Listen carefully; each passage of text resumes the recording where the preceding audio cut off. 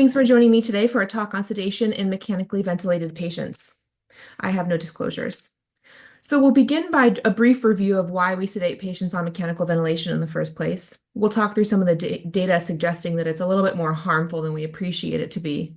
And then some strategies to choose amongst the medications that we have, some of the strategies to maintain and minimize sedation. And then lastly, we'll finish with the ABCDE bundle.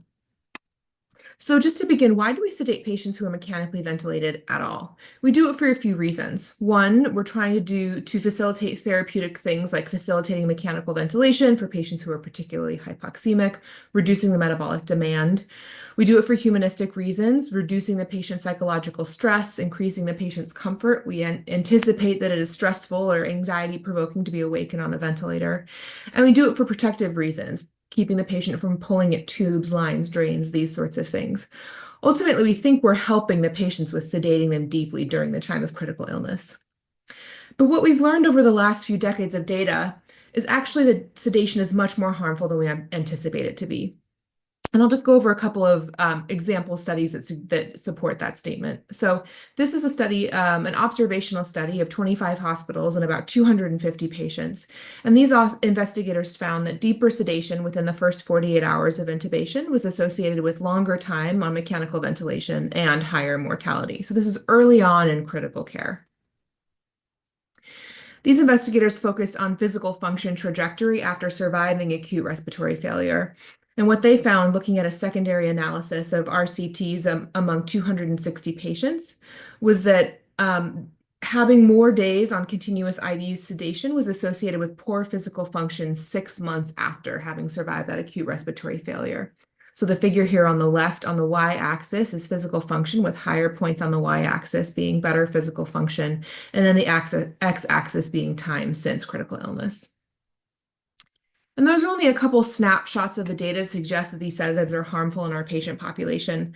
But if you've been listening, I haven't told you anything causative about what these agents are doing to cause poor outcomes. And that's because we don't know exactly the specific mechanism by which this association exists. It's probably, like most of critical care, quite multifactorial, a combination of direct medication effect, links between sedation use and delirium and all the long-term outcomes that are affiliated with delirium, links between using sedation and more time immobile in the ICU and all of the outcomes that immobility in the hospital lead to, and more time on the ventilator being more sedation causing more time on the ventilator and all of the associated complications that patients are at risk for. But even though we don't know the specific mechanism by which sedation is harmful, we can still do everything we can to reduce our patients' exposure to sedation as much as possible. And so overall, the general approach to IV sedation is that the goal is to keep the patient as calm and relatively interactive as possible, using the least sedation necessary for the shortest time necessary. Ultimately, sedation is a necessary evil. It's needed most of the time to keep our patients synchronous on the ventilator, but it is not something that in and of itself is a therapeutic intervention.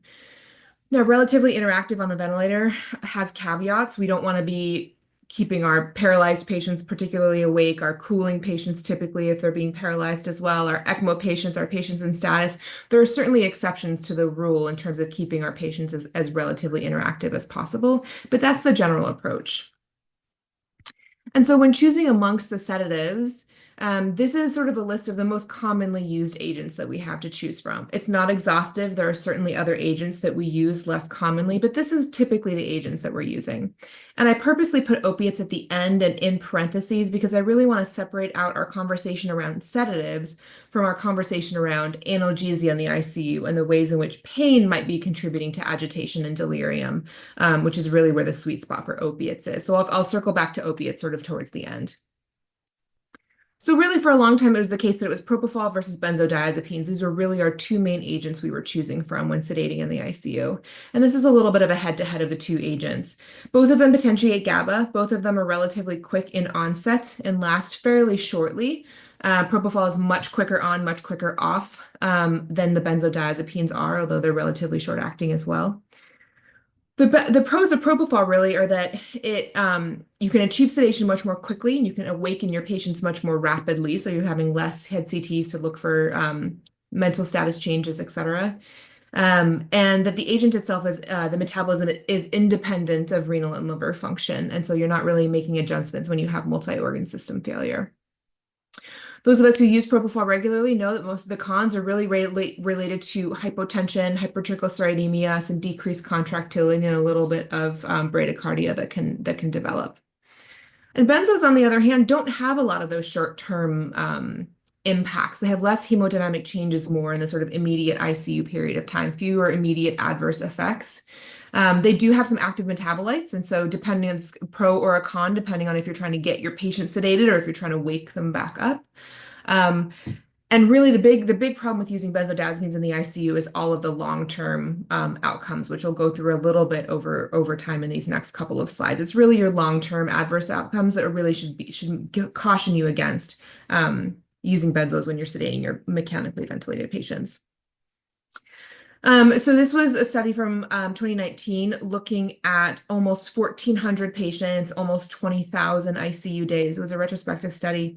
And these authors found that the odds of 90-day mortality were higher among patients who were spent more days at deep sedation. So they defined that as a RASS score of more negative than -3. And that was a 500% increased risk or increased odds of 90-day mortality. And those who were exposed to a higher cumulative dose of benzodiazepine. So the 75th percentile of total dose over the hospitalization is compared to the 25th percentile. So sedation use in the ICU associated with 90-day mortality. There's also a large body of literature pointing out risk signals related to psychiatric outcomes and benzo use in the ICU. So the top study is a meta-analysis that looked at studies totaling over 4,000 patients, and they found that about 20% of patients who had survived critical illness had clinically important PTSD symptoms a year later, and that having been exposed to benzodiazepines during that critical illness time increased that risk of PTSD a year out. And then this bottom study is a 5-year follow-up of just about 200 patients who survived ARDS. And they found that 50% of that population 5 years later had prolonged symptoms, which they defined as anxiety, depression, or PTSD, and that 1 in 4 of those patients had PTSD 5 years later. So again, really long-term outcomes that are being caused by our use of benzodiazepines. Now, there's been plenty of head-to-head studies looking at benzos versus other sedatives. So these are a couple of studies looking at propofol compared to benzos, both of which show that propofol is safer. The top study is a retrospective analysis of over 3,000 patients, matching those who had a benzodiazepine-focused sedation strategy as compared to those that did not, and those that had propofol, I should say, and found that those who were sedated with propofol had lower mortality, lower ICU length of stay, and lower time on the ventilator. And then the bottom study really focuses on renal outcomes. Nearly 1,400 patients matched in terms of severity of illness and comorbidities, et cetera, the only difference being whether they received propofol or midazolam as their sedative. And they found that those that received propofol had lower risk of AKI and lower need for renal replacement therapy, which the authors postulated was related to some renal protective effects or renal modulatory effects that have been seen in lab models or mouse models of propofol. The thing to really think about when using propofol to sedate is propofol infusion syndrome. It's very rare, first described in children in the 90s, and up through about 2018 or 19 or so, there was 168 published case reports, most of which were in adult patients. And that's largely because the pediatric population no longer uses propofol to sedate patients. Mortality is certainly decreasing over time. When I began giving this talk years ago, the mortality was quoted at about 75%. We're down to under 50% now. It's probably because we're just better at supporting patients through multi-system organ failure. Because ultimately the mechanism is unknown. It's thought to be that related to some sort of pathology in the mitochondrial ATP production, so the creation of reactive oxygen species that then systemically circulate and lead to multi-system sort of tissue damage. And that the risk factors seem to center around using higher doses for longer durations of time. That being said, the case reports certainly exist in patients who were not exposed over the dose limit and were not exposed for the duration of interest. So it really should be on your mind whenever you have a patient who is receiving propofol and who's sort of decompensating clinically. And so what are the symptoms clinically to look for in propofol infusion syndrome? The challenge is that there's no standard diagnostic criteria. There's no biomarker you can test. There's no set of things that if you have this number of symptoms or signs that this person has propofol infusion syndrome. So it's really a diagnosis of exclusion ultimately. The things I think about when propofol infusion syndrome comes higher on my list are those patients who were kind of pseudo-stable for a period of time and then all of a sudden are just kind of falling apart in a way that you really can't pinpoint what exactly is going on. Things you can see include new metabolic acidosis, new EKG changes. Classically, a lot of the case reports talk about Brugada-like coved ST elevations. That being said, there are any number of EKG change patterns that can occur, so it's not just the Brugada coved ST elevations. Patients can get rhabdo, they can get AKI. You can see changes in potassium levels and hypertriglycerides. But I will say that elevations in the triglycerides, elevations in potassium and CK don't necessarily mean that your patient is developing or increased risk of propofol infusion syndrome. They don't seem causative in that way. And the treatment is really supportive. Stop the propofol as quickly as you can. Replace it with whatever other agents are needed to be able to DC the propofol, and then support them through the organ failure that they've developed. So oftentimes that's renal replacement therapy. And again, it's important to monitor those triglycerides at CK levels on those on propofol, but mostly triglycerides, mostly because these patients are at risk of developing triglyceride-induced pancreatitis related to hypertriglyceridemia from the fat emulsion. Again, not because elevations in those numbers necessarily mean that the patient is going on to develop propofol infusion syndrome. So switching gears a little bit, dexmedetomidine is another commonly used agent in sedation. It's a potent alpha-2 receptor agonist. It has 8 times the affinity for the receptors compared to clonidine, for example. It's also pretty quick on, pretty quick off. Onset in about 5 to 10 minutes, lasts about an hour or so. Dosing in the range of kind of 1.1 to 1.5 mics per kilo per hour, but it has been pushed higher. Dex is sedative, it's analgesic, it's anxiolytic. But it does not have respiratory depression, which is really the sweet spot for Dex, is that it allows us to help sort of calm our patients without actually suppressing their respiratory drive. It is a helpful adjuvant to sedatives and or to opiates, but it should not be used for first-line therapy, and I'll show you why in a second here, an example of why in a second. And really the clinical signs you're looking for, the side effects you're looking for are bradycardia, hypotension, and fever. These are kind of the most commonly seen. I would say bradycardia, hypotension, and fever mostly are most commonly the signs that we'll see in patients on Dex. And the fever that's associated with Dex is really that central fever, sort of every single temperature check is febrile. It's not your kind of spiking fever that we often see in other etiologies. Dex has also been compared head-to-head to several things. It's certainly safer than benzos, as essentially everything is. These are just 3 examples of some RCTs looking at Dex as compared to benzos, a variety of sample sizes here. But all 3 of these RCTs show that using Dex as compared to using benzos is associated with lower delirium and coma in our patients and lower time on a mechanical ventilator. So again, another agent that is safer than using benzos. And really the niche indication for Dex is extubation in our agitated or delirious population. So this is an RCT of 70 patients who were having challenges with extubation because they had delirium or agitation. And they were randomized to receive 7 days of a dexmedetomidine drip versus placebo. And those who were randomized to Dex were able to be extubated more rapidly than those that did not. So that's really sort of your niche indication for using Dex in our mechanically ventilated patients.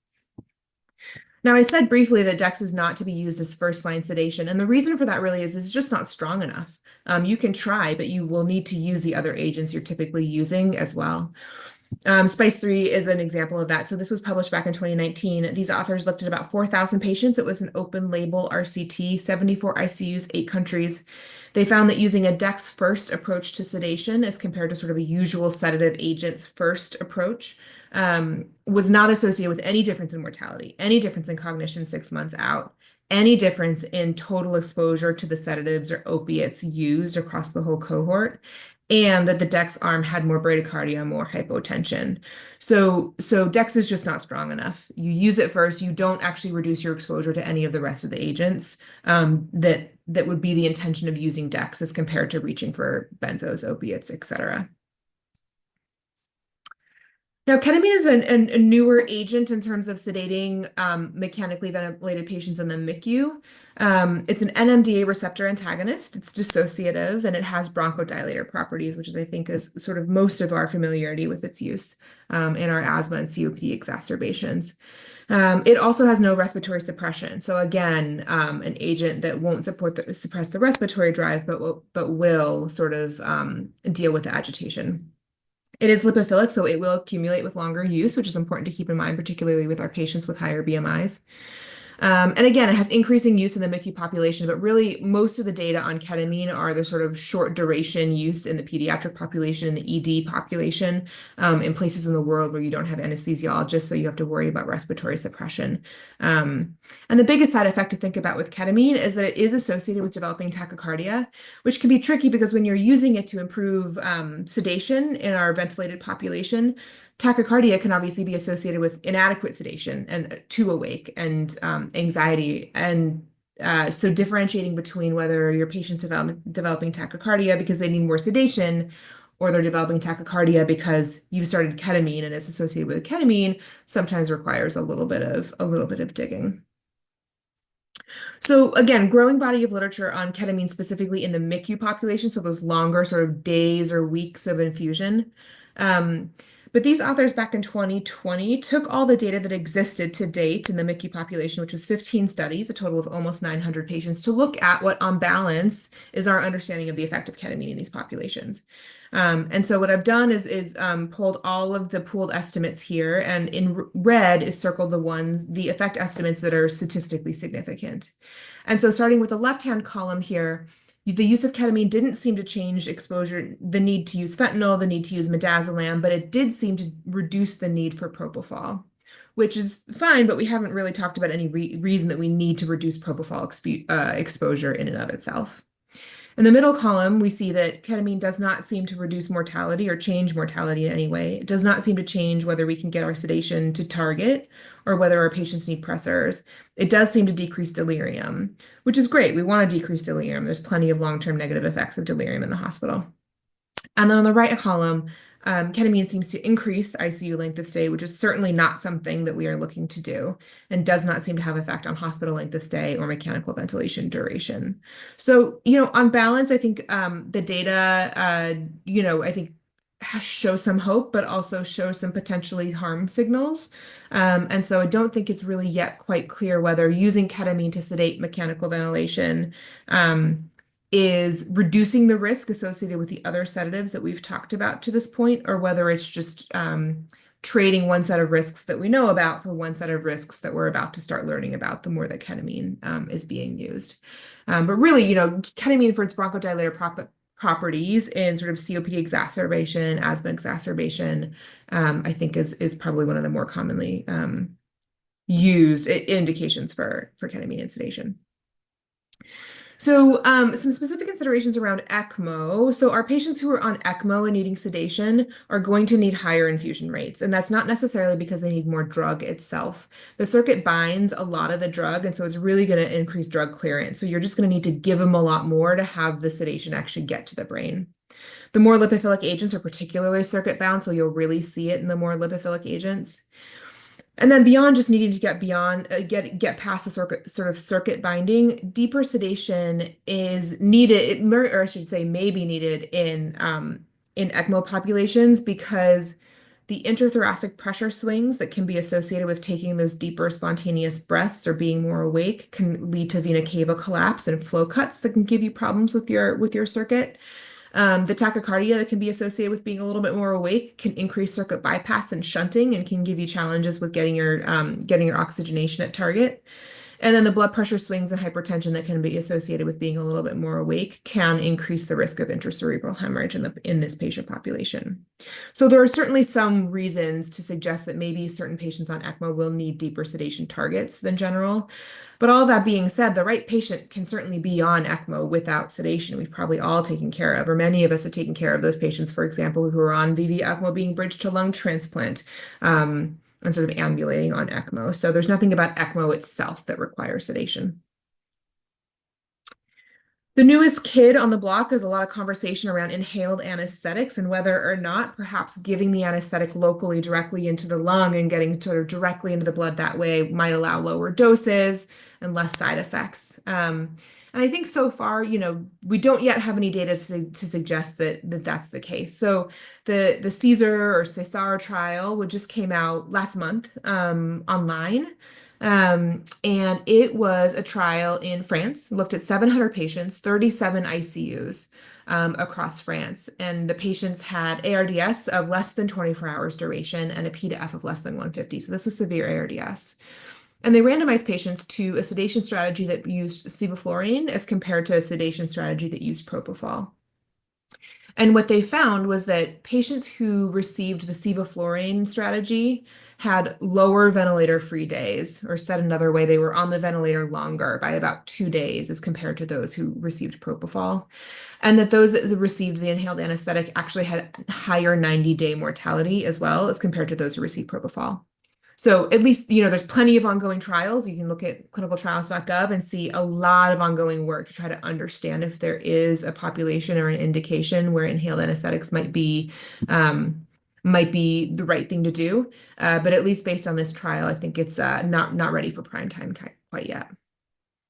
So that whole balance of literature led to two SCCM guidelines updates. The first one was in 2013, where the leadership suggested that sedation should be using non-benzodiazepine strategies as much as possible over benzodiazepines. And then in 2018, they further updated the guidelines to specifically state that light sedation was the target as compared to deep sedation, and that propofol or dex were the preferred agents as compared to the rest. All of that being said, if you need to reach for additional agents, those agents aren't working and you have to reach for benzodiazepines, you have to. But this all just supports which agents we want to reach for first and try first.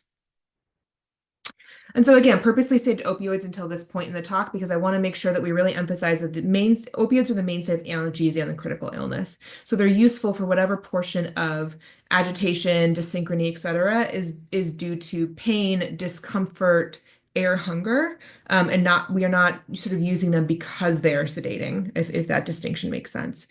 At our institution, we use Dilaudid over fentanyl because fentanyl has a context-sensitive half-life. So the longer that you use it, the longer the infusion goes, the longer the half-life becomes. So it's not this short-acting agent, really, if you're on it for days. And really what we emphasize is a bolus first strategy with opioids. So your freshly intubated patients who really don't have an indication to be in pain sort of at that point, exceptions being if they just came through CPR or if they're on chronic pain meds at baseline, those might be some exceptions. But in general, a freshly intubated patient shouldn't need a propofol and a Dilaudid infusion immediately. A propofol infusion, sure, and PRN Dilaudid use as needed as evidence of discomfort or pain is apparent. But really what we emphasize is a bolus strategy first and really only start that infusion if the nursing is needing to use a lot of boluses to really keep the patients comfortable. And then specifically patients with opioid use disorder, I think it's important to mention that uncontrolled pain is associated with relapse in patients with opioid use disorder, but giving them opiates when they're in pain is not. And then those who come to us on medications for opioid use disorder, it's important to touch base with your ICU pharmacist in terms of whether that medication needs to be stopped entirely while they're in the ICU, whether it needs to be reduced in dosing so that some of those opioid receptors can become available to sort of shorter acting agents, or whether it's to be continued at the current dose. And the specific agent they're on will dictate that, and the specific dosing of the agent will dictate that. So just really work closely with your ICU pharmacists. It should not be the case. It should not be our practice that we just sort of across the board stop all of the long-acting medications in this patient population. This is an example just to suggest that, opioids don't remove risk from, it's not a risk-free agent to sedate. These authors took advantage of the change in practice associated with the SCCM guidelines around don't use benzos. We saw over time that as people stopped using benzos, they started to use more opioids because you needed something to sedate. And the investigators found that in that time frame, exposure to any opioids in the ICU was associated with an increased delirium risk of 45%. That was independent of concomitant benzo exposure. It was independent of the type of opiate that was being used, and it was very dose dependent. So just a sort of reminder that opiates are not without risk in this patient population.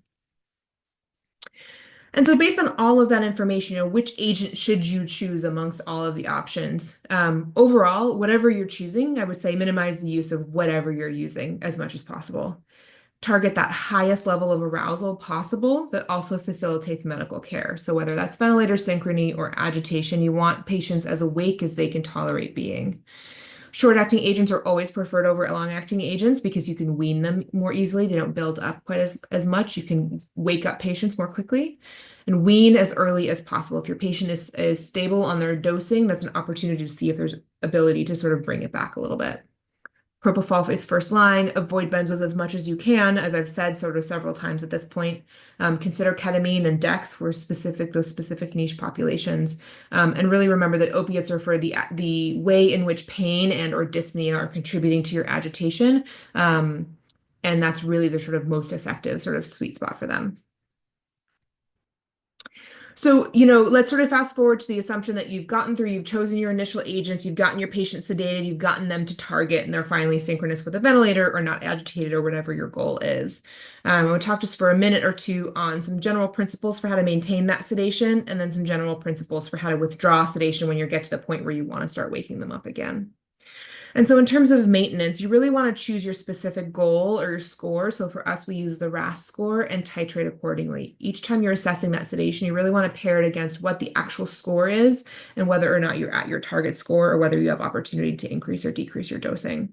And resets frequently. For me, I do that on morning rounds and PM rounds when I'm on service. Sort of each time I'm rounding on the patient, I'm assessing whether or not there's opportunity to reduce any of the sedatives that they're on. Daily SATs, which we'll talk about in a second, really protocolize, take all the guesswork out of whether or not our patients need sedation by just checking and just testing each day. And if they're tolerating being off sedation, leave them off. Even if they can't be extubated, if they can be off sedation, then they can be off sedation. And then in terms of withdrawing sedation, if the patient's been on sedation for less than about a week, you can taper it as tolerated. Taper it as clinically indicated, if they're doing okay, just keep bringing down the sedatives. If it's been more than a week, we really recommend that you don't decrease that total daily dose by more than 20 to 25% per day. So if they began the day on 4 of midazolam, for example, they really shouldn't be starting the next morning, 24 hours later, on any less than 3 of midazolam, even if it's going well. And the reason for that is you can really precipitate withdrawal syndromes, and they can make it really tricky to get them woken up because you're doing kind of the seesaw over sort of agitated and withdrawing versus like sedated and too deeply sedated. Depending on how high those infusions are at as you're beginning to withdraw the agents, you can consider oral regimens and then taper from there, or patches to facilitate getting that drip itself off. And to plan ahead. People on sedation for a long time take a long time to wake up. So just sort of keeping it on top of mind sort of each time you round on your patients. So a couple of minutes here on sort of the A, B, C, D, E bundle. A, B, and C being the SAT and SBT. D being delirium monitoring and management, and E being early mobility. So again, that daily SAT, that protocolized daily SAT associated with an SBT really does hasten extubation. So this is the ABC trial, one of the landmark trials that sort of proved this, 336 ventilated patients. Those randomized to receiving a daily protocolized SAT rather than just sort of at clinician discretion, had fewer days on the ventilator, less time in the ICU, were discharged more quickly, lower 1-year mortality. There was more self-extubation in patients who had daily SATs, but there was no difference in the rate of reintubation, which really says that we, again, are not good at guessing which patients can actually come off of the support that we're giving them. And so again, this is the support for the idea that every single day we should really be assessing if our patients can tolerate less sedation than they're currently on. For us at our institution, operationalizing the ABC looks like this. So as the night shift is coming in towards the morning shift hours, they're doing a formal SAT assessment, which sort of has some parameters around dosing of sedatives, which sedatives, sort of how things are going clinically, and making an assessment about safety for an SAT. And then if it's deemed to be safe, the nurse holds sedation. If the patient passes the SAT, they're hemodynamically stable, they're calm, they're following commands while sedation's entirely stopped. Then the respiratory therapist performs an SBT assessment and initiates an SBT if that's appropriate, meaning if the ventilator settings are such that it's felt to be safe to do a pressure support trial. If they pass the SAT and the SBT, then they're ready to extubate. if they pass the SAT, but they fail the SBT, that's your opportunity to really ramp up the physical therapy, the sort of embed kind of early mobility work that's being done, and really do what you can to minimize or not restart any of that sedation if they're really passing their SAT. A few thoughts on when an SAT might not be indicated, or I should say a full SAT is not indicated. Patients requiring deep sedation, so those who are paralyzed, cooling, some of your ECMO patients, if they're needing deeper levels of sedation, your status patients, these are not patients that you really want to wake up. You do not want to be stopping the sedation in any of them. Patients on low tidal volume ventilation, it's worthwhile lightening the sedation to evaluate whether or not you're at the lightest sedation level that they can tolerate. But you're probably not going to do your complete SAT, fully stop your sedatives, because breathing on low tidal volume ventilation is incredibly uncomfortable and your patients will become dysynchronous. And then the last thought is patients who have unstable hemodynamics, escalating pressure, pressors, unstable sort of clinical situations that need to have interventions. There's no contraindication to lightening the sedation per se or doing an SAT, but it's really an opportunity to pause and sort of make sure that you've really got the underlying physiology under control in a way that kind of waking them up and interacting with them really makes clinical sense. And so to focus a minute on the D of the ABCDE bundle or delirium, delirium has a ton of negative outcomes when it develops in the hospital, out of the hospital as well, but specifically in the hospital setting. Threefold higher 6-month mortality, worse long-term global cognition, executive function, years out. Delirium is certainly higher, as I've mentioned previously. The odds are higher with benzo exposure, opioid exposure, so the things that we're doing to the patient in addition to the underlying illness and severity of illness. And so really the main goal in preventing delirium in the ICU is really minimizing our exposure to the sedatives, particularly our benzodiazepines. And using some sort of a monitoring sort of score, CAM-ICU, is something that we use to sort of assess for delirium. Unfortunately, most of the interventions in the ICU population are still, or really the hospital population in general, are still mainly in the investigative realm. We don't really have anything that's kind of time tested as sort of our main intervention that will sort of impact long-term outcomes. We were hopeful that, using things like antipsychotics in the ICU was really going to be shown to be an effective intervention. Unfortunately, this is the outcome of the MIND ICU study, in which investigators across 16 U.S. medical centers, 566 ICU patients with delirium, were randomized to a protocolized intervention using haloperidol as compared to a protocolized intervention with ziprasidone, as compared to a placebo intervention that was still protocolized. They were just receiving doses of placebo instead of doses of active agent. And unfortunately, they found that all three of those regimens had no difference in days with delirium or coma, no difference in 90-day mortality, no difference in 1-year mortality. They came back and published their longer-term findings just last year. No change in long-term functional, psychological, quality of life, or employment outcomes. And so we use the agents as we need to control behavior to try to protect our patients against themselves if we need to behaviorally. But we shouldn't be doing it because we think that we're impacting long-term outcomes, because unfortunately, so far the data do not support that. There's some hope around prophylaxing against delirium. So this was a 2-center RCT of 100 patients who were at risk for delirium. And the investigators randomized these patients to a prophylactic nocturnal dex drip. I think it was about a week, although don't quote me on that, as compared to placebo. And they found that the patients who were randomized to dex prophylactically actually had more delirium-free days. So this is being or has been repeated in a multi-center fashion. I have not seen the results of that yet.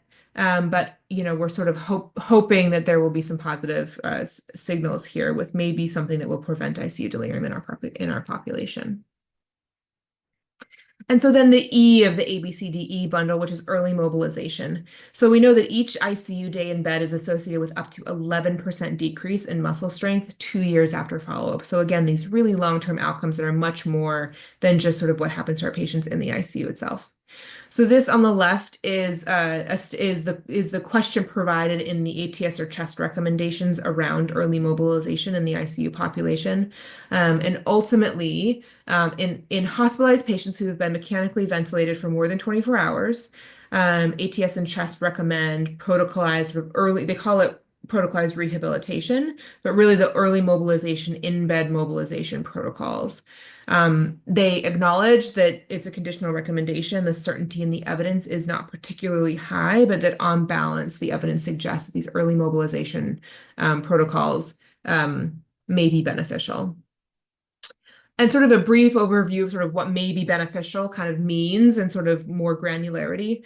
There's been several studies among adult ICU patients, not necessarily ventilated patients, but just patients in the ICU, adults in the ICU.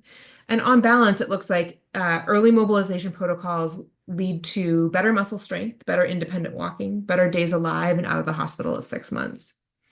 I think the data within intubated patients is a little bit more varied in terms of what exactly the benefits are. So these are 3 RCTs that came out over the last couple of years looking at early mobilization protocols and intubation. So in the New England Journal in 2022, they found that there was no difference in days alive and out of the hospital at 6 months, in death, or in 28-day ventilator-free or ICU-free days, and that there were more adverse events in the group that was being early mobilized. In the Blue Journal in 2023, those authors found that there was increased odds of standing among patients who received early mobilization work, but no change in overall mobility. And then in Lancet Respiratory Medicine in 2023 as well, those authors found that early mobilization was associated with reduced delirium, better functional status, and better long-term cognition. So the jury's out a little bit. There's some promising data to suggest that early mobilization really is improving outcomes, particularly among our ventilated patients, certainly among our non-ventilated patients, and I think on balance, probably among our ventilated patients as well. So in summary, based on all that kind of I went over these last kind of 35 minutes or so, I think ultimately, the question we ask ourselves is how can we improve in our sedation, in our use of sedation in mechanically ventilated patients? And I think the really important take-home points are to remind ourselves and educate our staff on the downsides of sedation, emphasizing really that we're hurting our patients, not helping them by keeping them deeply sedated. I think operationalizing when and how we do our SATs and really taking the guesswork out of whether our patients can tolerate being off of sedation as much as possible will really facilitate getting our patients on lower doses of sedatives. Emphasizing light or minimal sedation in all cases and really avoiding that deep sedation unless you really have a clinical indication that you need them nearly comatose. And using a multidisciplinary approach, making sure that we involve not only our MD colleagues, but all the rest of the care provider team in making these decisions around our patients. And then a plug again for early mobilization, that it really is important in making sure that we're not only getting our patients through the ICU time itself, but really looking ahead to those longer term outcomes and doing what we can to set them up for success when they survive their ICU time and are sort of back into their community. So that's what I have for you today. A couple of resources at the bottom there. There's a couple of websites if you want to read a little bit further. And thank you for your time.